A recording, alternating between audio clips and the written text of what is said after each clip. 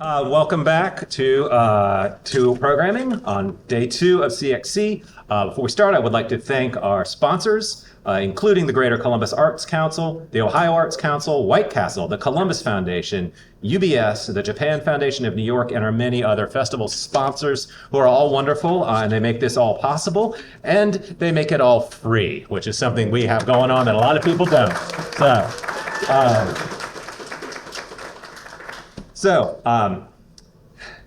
Please welcome Jannie Ho. Was born in Hong Kong and moved to Philadelphia when she was 9. She moved to New York to study at Parsons School of Design in hopes of becoming a fashion designer, but soon found her calling as an illustrator and storyteller. Jannie has been Jannie has worked with Nickelodeon, Scholastic, and Time Magazine for Kids. In addition to illustrating books, magazines, games, and stationery, she writes her own stories. Bear and Chicken is a picture book about a bear who finds a frozen chicken in the snow and the misunderstanding that happens between them. Fry Guys, it gets better. Fry Guys, the story of 3 French fries defending the world from an invasion by UF onion rings. Written by, boo. It's hilarious. Eric Guerin and illustrated by Jannie. Will be debuting at CXC. All right, so I'm gonna turn it over to you. Thank you so much. Thank you everyone for having me. So I am an illustrator, author, a comics creator. Thank you for having me. And it's really funny when I'm standing here realizing that I do a lot of work in children's books and I talk to little kids, and this audience today, you guys are all grown-ups, which is very strange to me on my end. So if I talk like a teacherly way, that's why. But I'm going to be talking a little bit something about different, but I just want to jump right in. So this talk is called Creative Obstacles ABC. So I want you all to think about your creative journey for a moment. I assume everybody here are a writer, a comic artist, an editor, or whatever you're passionate about. I'm going to give everybody an awkward 5 seconds to think about your own work. So what are some of the struggles you faced in your creative path? Like right now, at this moment in this room, I know that it kind of has this ebb and flow. What are some of the words that come up for you? So for example, self-doubt, procrastination, overthinking, feel burnt out. Does anybody want to share a few words of what they're thinking at the moment, like a word that they're thinking about their work? You want to share? Yes. Decision paralysis when you have too many ideas. Yes, decision paralysis, yes. Anybody else want to share? Yes. Total avoidance. Total avoidance, yes, I know about that. Imposter syndrome? Imposter syndrome, but that's a good one. Yes. We've got procrastination, yes. Financial hesitation. Financial hesitation, okay. So these are all things I think that all of us can relate as a creative person. Maybe not at this moment, maybe you felt this in the past, maybe you felt it in the future.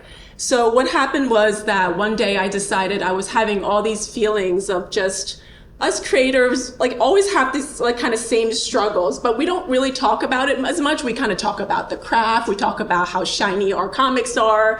Like social media kind of gives us kind of this idea that, our work is shiny, but I think all of us as creatives kind of always have different struggles we have faced. And so that is why I made Creative Obstacles ABCs. It's a comic on the creative mind. It's actually here. It's just like a little pamphlet, basically. Mm-hmm. So 2 things. I draw myself as a chicken. I'm really known as Chicken Girl online. I know that's kind of like a cry for attention. But second, I draw myself as a chicken because it kind of gives me a step back, like a little barrier. I'm kind of talking about kind of vulnerable things, more autobiographical things, of things I'm thinking about in my head. So it kind of protects me a little bit when I'm writing these comics to kind of it's just a chicken, it's not really me. And, kind of I don't want to compare myself to Art Spiegelman, but Mouse, he writes about really, really kind of tough and sensitive topics. It makes it easier to kind of digest. So that's kind of like that for me. And ABCs, because I work in children's book publishing and I've done a lot of ABCs books, and ABCs is actually a kind of a nice parameter for me to kind of just pick up themes and words that we've kind of been thinking and then write a comic about it. So think of this session as more like we can all kind of laugh and cry together how we suffer as creatives for our work. So this is kind of like an example. A is for afraid. I draw myself as a chicken and I have all these thoughts in my head, like what if nothing is going to come of this? Like for this talk, I'm thinking, what if nobody comes to my talk? What if, a lot of what ifs, what if nothing becomes of this? But we kind of do it anyway, right? So this is kind of how the structure will go. But let me go back and share what my journey and make example of myself. Does anybody know Nickelodeon magazine? This is a very old, okay, we got some thumbs up. It's very old school. It doesn't exist anymore. So way back, I majored in illustration. But when I graduated, my first job was actually in fashion design, which I actually hated. So this is my second job. I left fashion to go into being a designer at Nickelodeon. So I still wanted to be an illustrator, but I got to appease my Asian parents to quickly find a job. And so that's what I did. And I think that being a designer there was really good because not only did I get to commission illustrations, and I got to learn how to be an illustrator. I got to know that it was really important to meet deadlines and just that knowing that there's a lot of people looking at your artwork before you get approval. So those were the things I learned. And this was a great experience. There was actually comics in Nick Mag. There were a lot of funny pranks, not just Nickelodeon content.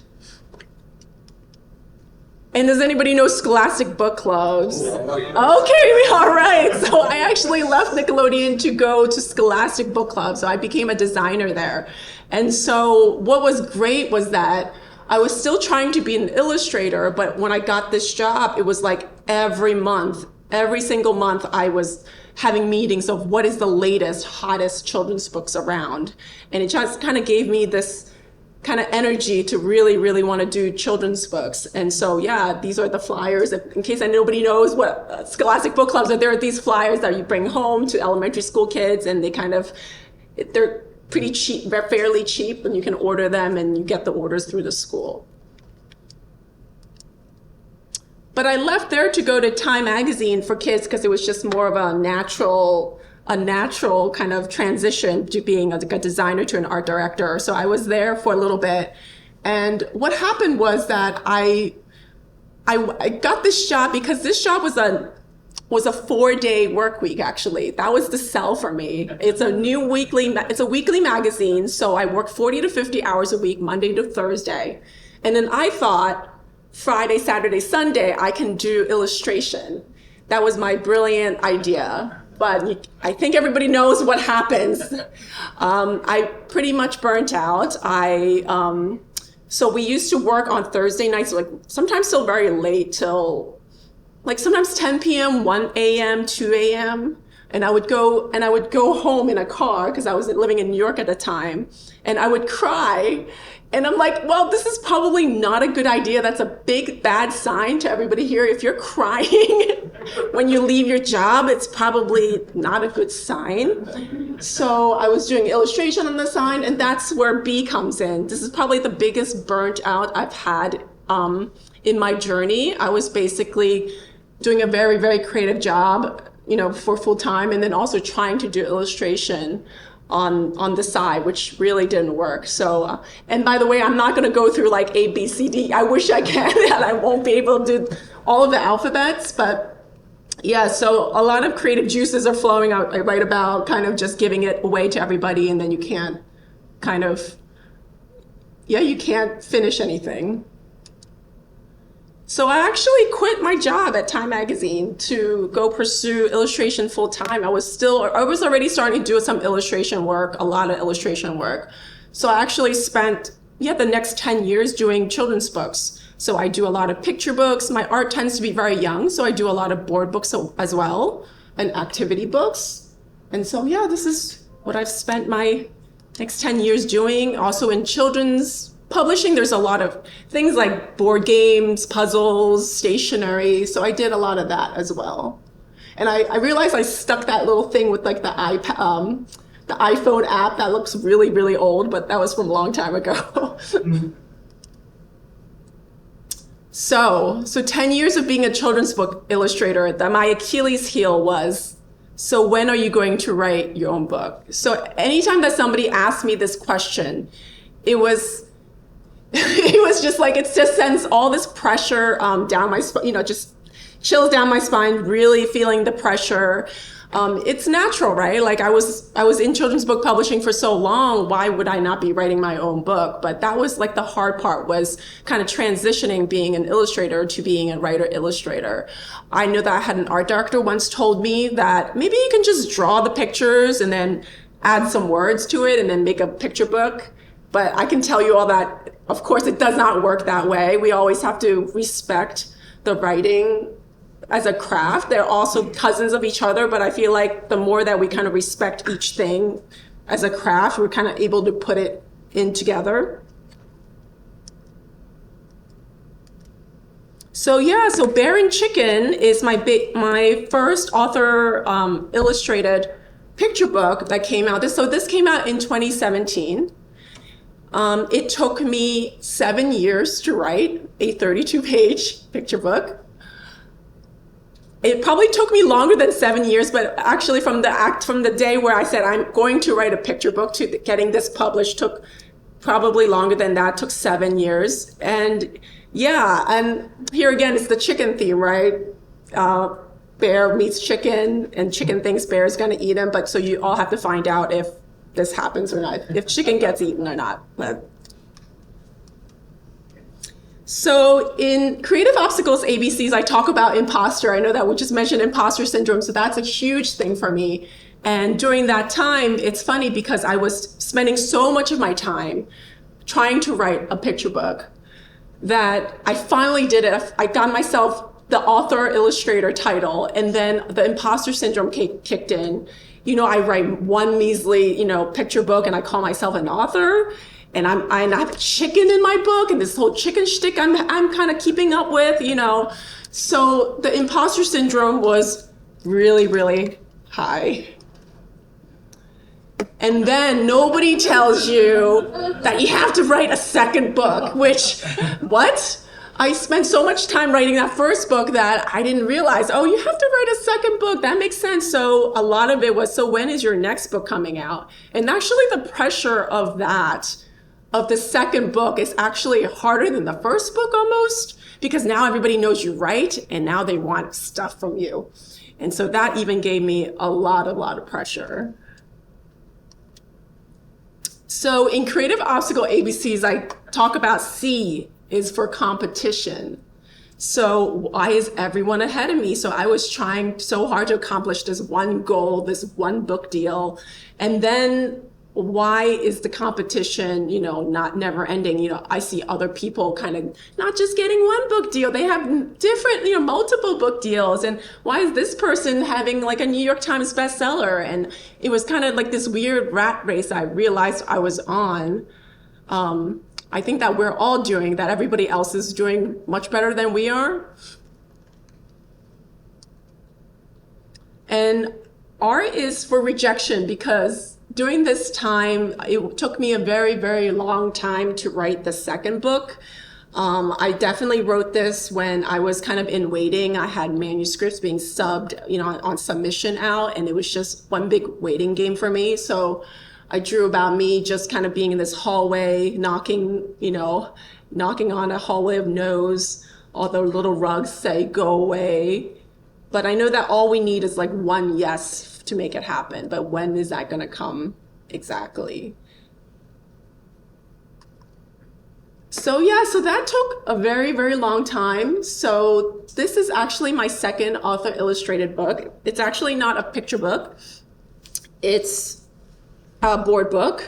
I've always wanted to write something about my Chinese heritage. So it's about kind of celebrating Lunar New Year with the Chinese traditions. I love drawing anthropomorphic animals, as you can see. So this is the 12 zodiacs. And also I've illustrated so many board books that I know the concept of board books and how they should be. So this ended up taking me 5 years. So this came out in 2022. I like to say that maybe took me a little bit longer, but if you kind of go around saying, hey, a board book, I wrote this board book and it took me 5 years, it's a little scary to think about. But I like to think that I'm taking a little bit a shorter time to write my books now, and I'm getting a little bit better. So I know I'm talking a lot about children's books, but what about the comic stuff that I've been doing? So this is called If You Lived Here. So when I quit my job at Time Magazine for Kids, I was kind of just still doing children's book illustration. And then my husband and I had to move. So we were living in New York City at the time, and we moved to Ann Arbor, Michigan, because he had a postdoc for 3 years. And we had no friends there, no family there. So, and this is why I wrote this book called If You Lived Here. Just the culture shock. I had a huge culture shock of just living in New York City for about 15 years then, and then moving to Ann Arbor, Michigan, which was just very, very different than what I'm used to. So how this comic got started was I actually was going to this, I went to the local library. I was just trying to find, my other children's book people. And I went to this 6-week comics workshop taught by Jersey Joy, which I actually talked to him last night about. And I told him that I was going to talk about him today. And he was teaching a 6-week workshop. And so I thought I was just going to maybe make some picture book or children's books ideas and trying to just change them into comics. But he told me something really powerful, which is, he says, what is something that's happened to you where you want to tell your friends, like, you can't believe that's what happened to me. And I wanted to tell my friends in New York, like, I have this crazy culture shock. There is like a lot of snow here, and there's all these things that I want to tell my friends. And so it was like, write what you know. And that was what I know at the moment, that I was experiencing culture shock. So as you can see, this is what I started, and it's very, very rough. It's actually, very personal. I write about my husband turns into a rooster, I'm a chicken, and just writing about all the thoughts and feelings I've had. I started posting these pages up on my blog, and there were then, in social media, and people were kind of commenting. And just kind of made me feel better, right? Just knowing that, like, I'm not alone. People were cheering for me, that I do well in Michigan. So I made a cover, I really kind of completed it. I made a cover for it, and actually just I went to Mocha in New York to sell copies of it. And it was just really great kind of having somebody who was completely different looking than me buy my book, then the next day come back to me and tell me, like, you're really funny, like, I really relate to this. So that really kind of gave me a boost of like, oh yeah, this comics thing is really fun, and writing autobiographical comics is really fun, at least as a chicken. But what happened was I actually didn't draw any more comics for another 5 years. And I didn't realize this. I didn't even realize that this happened until I was trying to put together this talk.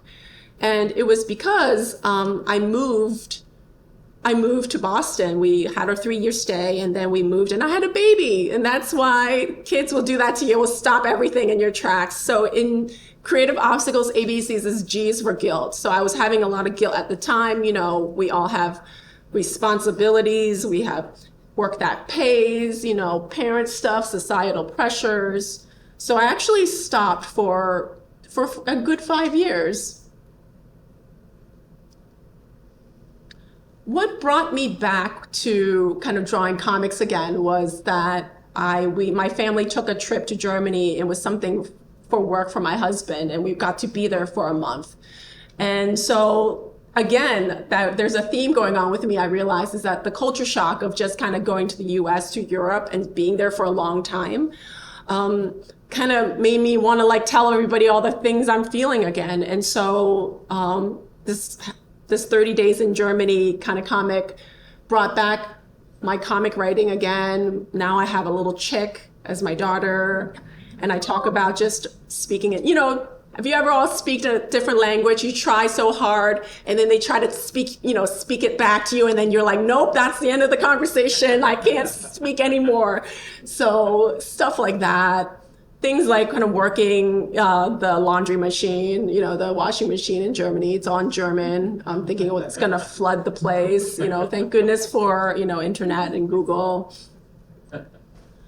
Things like traveling it with a kid. It sounds so sophisticated. I'm, taking my 5-year-old daughter to Europe, but in reality, we all know, if those of you have kids, it's a joke. They just want ice cream and they whine. So it looked like I was very sophisticated, but it totally is not. So I kind of want to call out on these things that I kind of observed.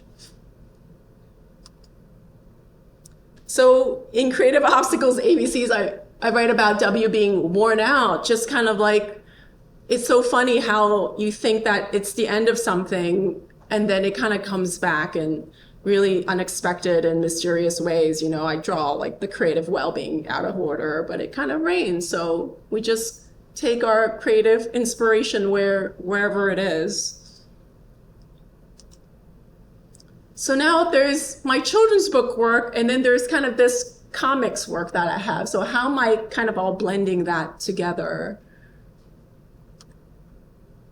So I'm still doing a lot of children's book. This whole time I wasn't doing my comics, I was still doing a lot of children's book work.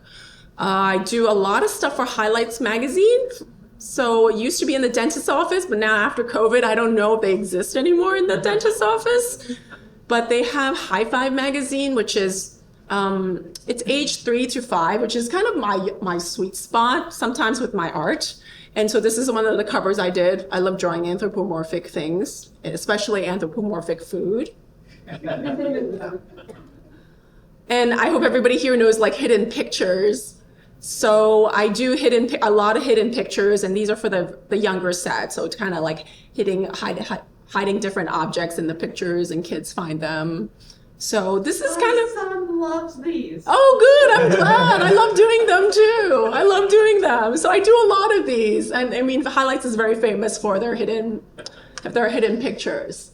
So, but what happened was, I mean, I've been working with Highlights since the beginning of my illustration career. But what happened was that they wanted to make a book, like a hardcover book of Highlights book of things to do. So this was like an activity book where, if your kid is bored, here's something to do, kid. And so it's very thick too.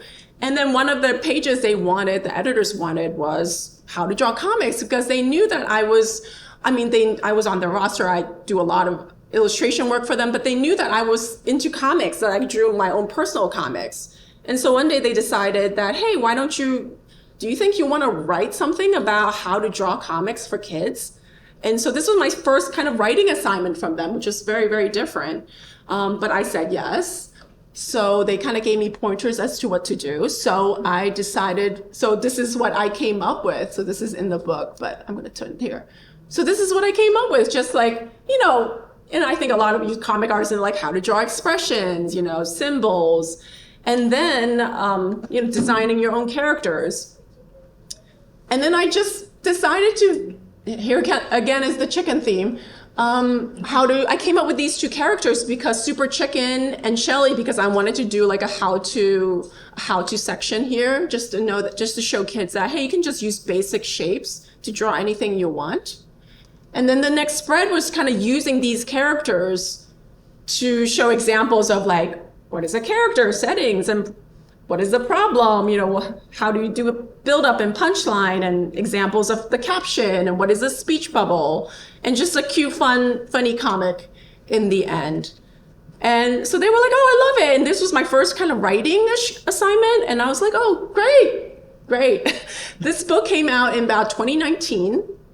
And then in last year, I guess 2022, they were like, hey, that Super Chicken and Shelly comic that you did in this book, it's like, I think we want you to kind of keep going with this and draw a comic for them for Highlights High Five magazine.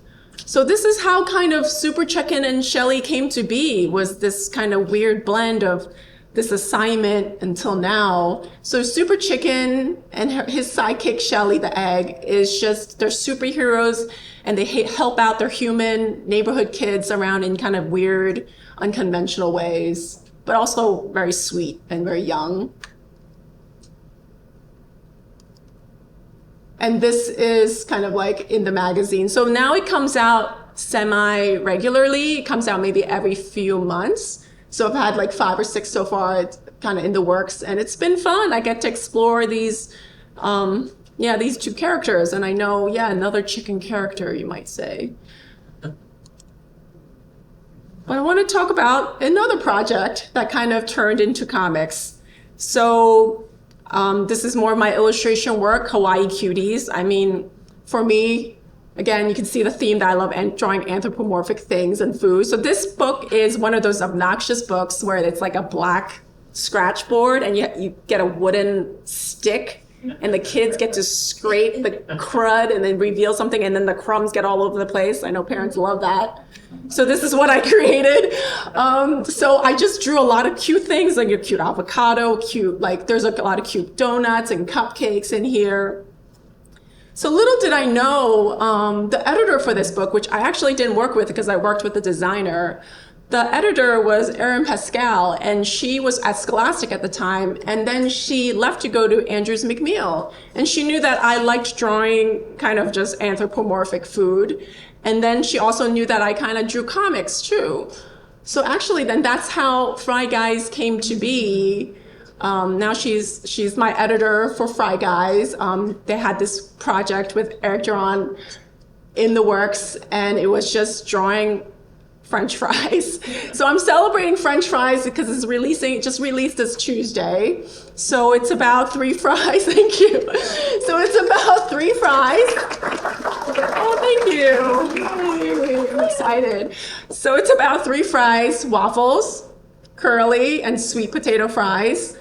And these evil UFO onion rings kind of attack their town called Spud Town. And then you'll have to see what happens to their town. And it's really fun so far.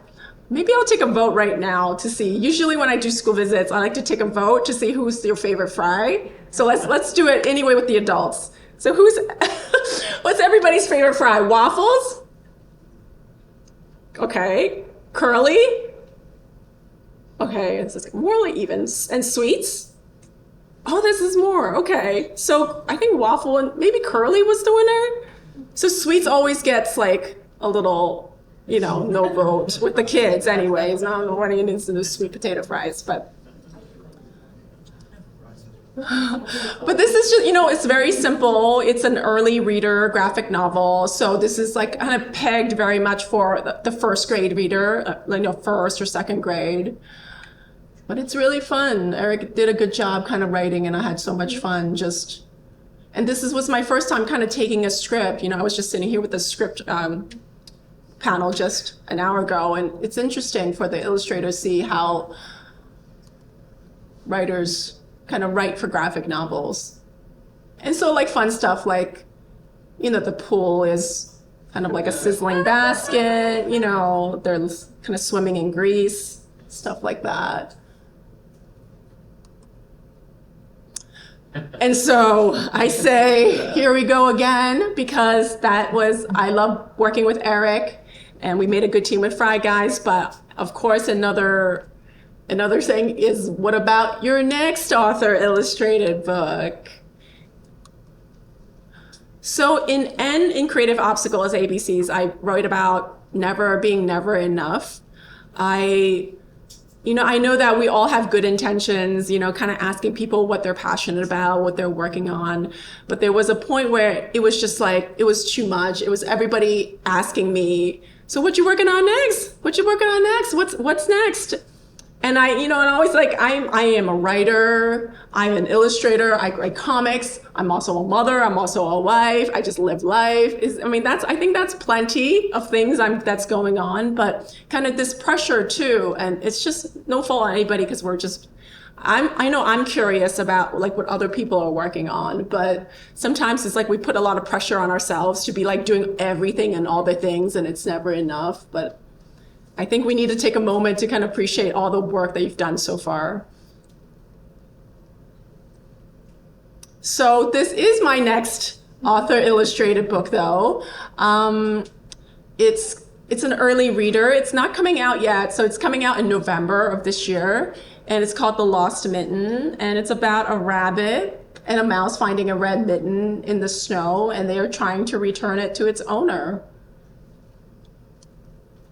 And so very simple panels, really kind of just clean art for this early reader graphic novel market, which I think that it's just that my art suits it very well. And I think that my storytelling suits that age group too. I think no matter how I try to age up, I still kind of end up being kind of 6 to 7 years old. And it's kind of funny because when I go to school visits, the 6 and 7-year-olds find me very, very funny.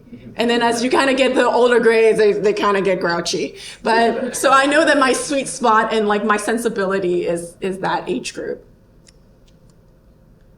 And I wanted to show this spread because I kept telling everybody that there's no chickens in the making of this book, but I was wrong because if you all spot the chicken in the back, I put like a little ceramic chicken in a basket in there in the background, and I completely forgot about it until the book came, and I was like, oh yeah, I did put a chicken in there, but it's not a live one, so it's okay. So the top things I've learned on this journey so far that I've shared with all of you is, so U is for uncertainty. So I've told, just thank you for listening to all my journey that I've gone so far, but I actually didn't know that one thing led to another, right? Like, for example, right now I'm giving this talk, I don't know what this is going to lead to. Hindsight is 2020, and now it kind of all connects and makes sense. So anything we do, we're not guaranteed. I talk about, are we going to have fame or fortune? No, but we still want to do it anyway, right? We want to do it again. It's going to be all uncertain. And I know you all are thinking, did I cheat on the X? Which is, yes, I did cheat. It's execute. It's close enough. But I want to talk about kind of having ideas, lots of ideas. I think when I was trying to write a book, I don't know about any of you, how your process is, but for me, I have tons of ideas. But the biggest important lesson is that you have to ship it. You have to execute, even if it's good, it's bad, just finish it. Just finish it. I think what happens is that, especially for me, I make something at the maybe 70% to 80% mark. I don't know if this happens to any of you. And then I stall out. So I can make the decision to put that project away or just push through. But that 70%, 80% mark is when it's really, really hard. I think that I've examined this, and I think it's because there's so many possibilities when it's like 70, 80%. Like, there's only like 20% more you can push through, but you don't know what's going to happen. It's like, is anybody going to like this when I'm done at 100%? But if I keep it at like 70, 80%, not quite done yet, there's still all these possibilities, and I don't have to feel rejected if it doesn't work out or it doesn't turn out to the way you want it. But I really believe that you should definitely push through. Finish all your personal projects. Don't get tired. Keep going. And P is for procrastinate. Somebody mentioned procrastinating. This is actually my favorite spread page letter that I've done in Creative Obstacles ABCs, which is I'm just chillaxing. Somebody's coming to hunt me down. They said I'm their deadline. And then I thought, wait, aren't you my self-imposed deadline? And we just keep chillaxing together. And I know that for me, I know that a lot of creatives kind of like to, I know for me, I'm an introvert, so I kind of like to work alone and be my bubble, but definitely the self-imposed deadline does not work for me. I still need other people to hold me accountable, so I'm a big believer in critique groups and just having kind of people telling me my deadline so I can finish my work. So I'm not going to show all this stuff in there, but it's just like, I hope that this was kind of like a therapy session for all of you, that whatever that you're feeling about your work, I'm feeling it too. And so I leave you all with this message. Is it to quit? No, it's not to quit, but I'm going to read what I wrote, which is, when I read some amazing writing or when I see some amazing illustrations, sometimes I think, why do I even bother writing or drawing? I should just quit now. But then I think, why do other people get to do what they love and I don't? And so I keep going, and I hope that all of you keep going too. And so, yeah, thank you for listening.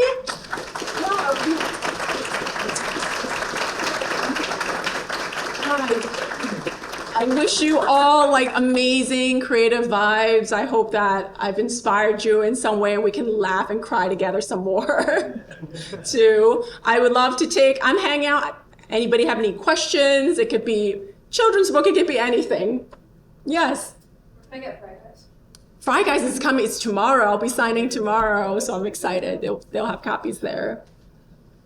Yes. How often do your favorite thing and your least favorite thing in your sentence My favorite thing? about what you're doing? Oh, about what I'm doing. Interesting. Oh, that's an interesting question. Kind of like when I my least favorite thing is probably the grind. I think I've been doing it for a very long time, that I don't get as inspired sometimes, that everything I do has to be like published. It has to be a book. It doesn't have to be just something that I do for fun. So that's been like the struggle. And then my favorite thing is when things kind of come together and that I use my talents well. Like, that's the best feeling in the world. And it's really nice that I still have long ways to go, because I thought that I was just doing children's book for a long time. You saw like just different picture books, but I was getting bored. So I think the comics now is my new direction, and it's really like inspiring now for me. So thank you. Anything else? Yes. You know how when someone knows that you can fix printers, that's the only thing that you're good for? It's like, so now people in my life are like, oh, you make comics. Oh, I thought of this really funny thing. You should make a comic out of that.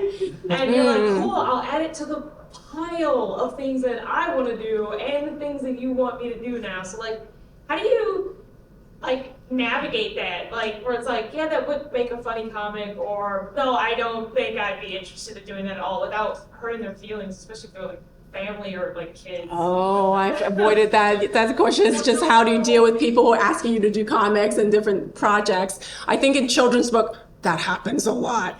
Everybody has a children's book idea, and once they find out you're a children's book illustrator or writer, they want to tell you about it and possibly have you draw it. But now, one of the big things is that there's an organization called SCBWI. I think maybe some of you know, Society of Children's Book Writers and Illustrators. So the biggest thing that all of my kind of author illustrator friends do is just like, hey, great, you want to write your own book? Like, you kind of suggest them to have like different resources that they can do. They can research themselves or find people that can willing to do it for them and kind of punt it another way. But the art of saying no is pretty important, right? Like, then that gives you more time to work on your own projects. So, I mean, especially for me now that I'm older, have more responsibility, I definitely don't have all the time in the world. So I have no problem saying, no thanks. So, yes. How exactly did you get started in doing children's illustration? Oh gosh. Yeah, so I was kind of working full time, like I said, like all these places. And the meanwhile, I guess I didn't talk about the other side, was that I was basically working on these designing full time, but then really building my portfolio the whole time. I was kind of having kind of full time gigs, and I did get an agent in the end. And I think that what's really kind of pushed me to really do a lot of just how the illustration thing got started. I think working at Scholastic Book Clubs was pretty much the place where I wanted to focus my work in children's books. So it was just probably don't do this anymore. I'm dating myself, sending postcards and mailers and package. Maybe it's kind of coming back, like the old school of getting something in the mail, not email, but I'm really dating myself. But, I got and I finally got an agent. It was just like a very, very long process, just keep working at it. I guess that's my answer. Yes. So in your long career, you have a lot of these different jobs that you can see the clear connection, like where you jump off, what's the next stepping stone. Was there a time where you maybe had another opportunity, but maybe for whatever reason decided to turn it down? And then how, and follow up that, what are some parameters that you use to guide whether you take up a new opportunity or maybe turn it down?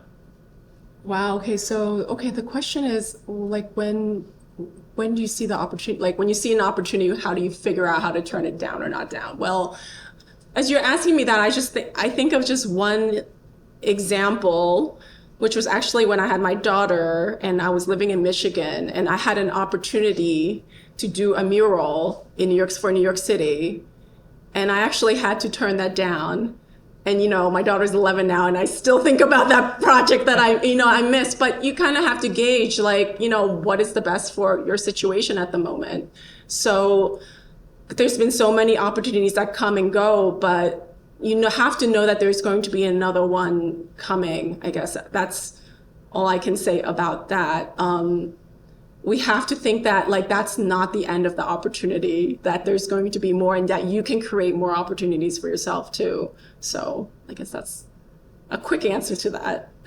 Yes. Do you ever feel, when you were making comics, did you ever feel the pressure to kind of do like the grind? Like, okay, you're either going to do like a daily newspaper comic, you're going to do like a monthly 26-page comic, or you're going to do a yearly like thick graphic novel. Like, did you ever feel like you had to constantly, I guess, be working on comics, like all the time when you were more focused on that? Or Right. Okay. The question is about just scheduling kind of your comics. It's funny because the Creative Obstacles ABCs, there's obviously a set of letters that, that felt really good as a boundary.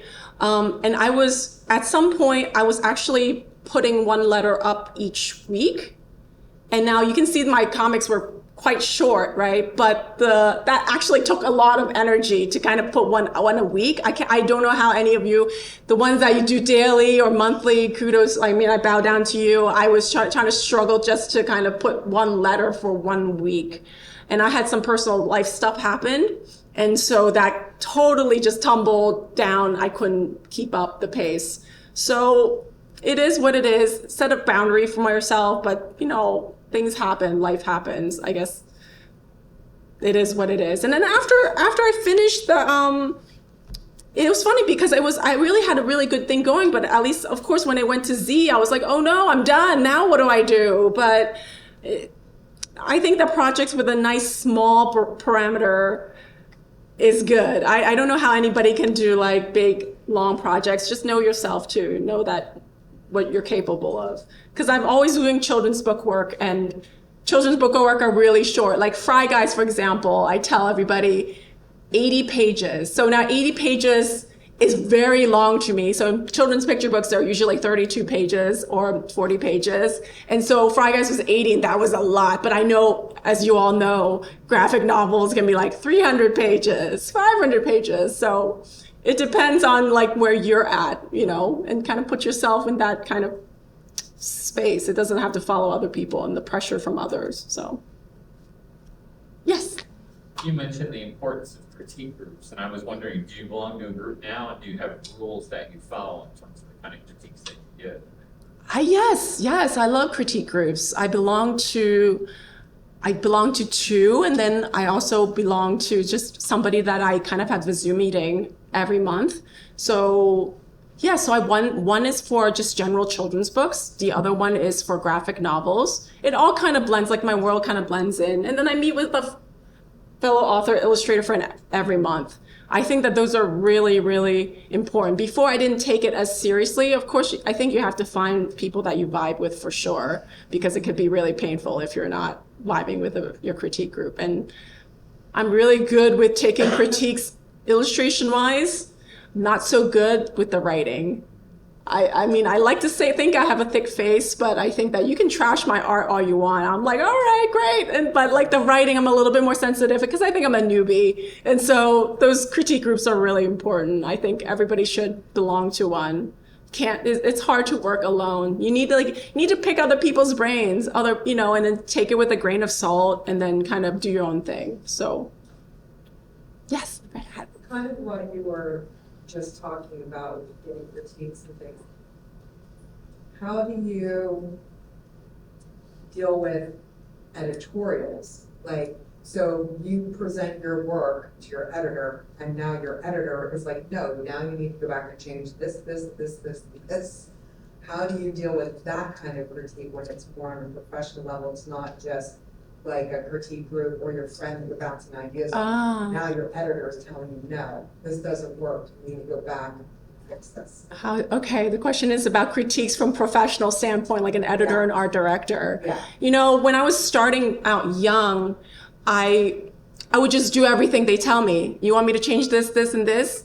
I would change it. But now I feel like, but I'm a professional too, and I have professional opinions. And if I think that this is something that needs to be here, I will push back. Okay. So I think this is just comes with like being just wiser, older, knowing your craft. Yes. But I think that as a professional, I'm coming into as a professional, I have my opinions too. So I do push back a little bit. I don't make a scene, but if I do have feelings and I'm gonna kind of push back. And it should be a collaboration. So yeah.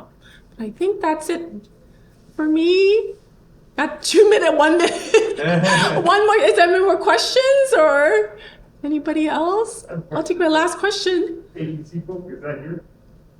What is it? Selling the ABC I am tomorrow. I have my own table, I think, at table 5. I should be there, so I'll have copies of that. So thank you for that question. Thank you for having me.